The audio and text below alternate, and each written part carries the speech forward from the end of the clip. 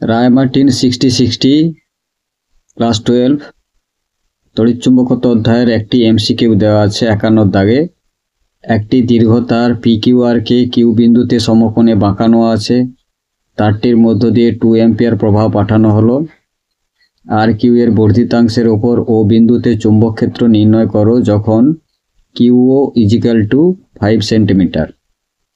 Option দেওয়া আছে। Option A 4 × 10⁻6 tesla, option B 6.5 × 10⁻6 tesla, option C 2 × 10⁻6 tesla, option D 7 × 10⁻6 Tesla.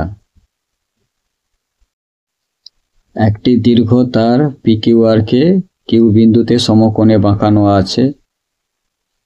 R Q এর বর্ধিতাংশের উপর Q বিন্দু থেকে 5 সেমি দূরে ও বিন্দুতে চৌম্বক ক্ষেত্র নির্ণয় করতে হবে। PQR এর মধ্যে দিয়ে প্রবাহ মাত্রা 2 অ্যাম্পিয়ার। আর কিউ এর বর্ধিতাংশের উপর ও বিন্দু অবস্থিত হওয়ায় আর কিউ এর মধ্য দিয়ে তড়িৎ প্রবাহের জন্য ও বিন্দুতে চৌম্বক ক্ষেত্র সৃষ্টি হবে না।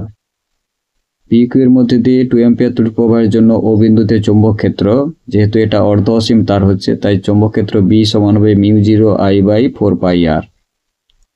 μ0 এর পরিবর্তে 4π × 10⁻7, I এর পরিবর্তে 2 এবং R এর পরিবর্তে 0.05 বসিয়ে পাই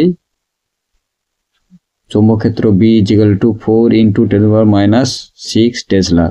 সুতরাং সঠিক উত্তরটি হবে অপশান এ 4 × 10⁻6 টেসলা।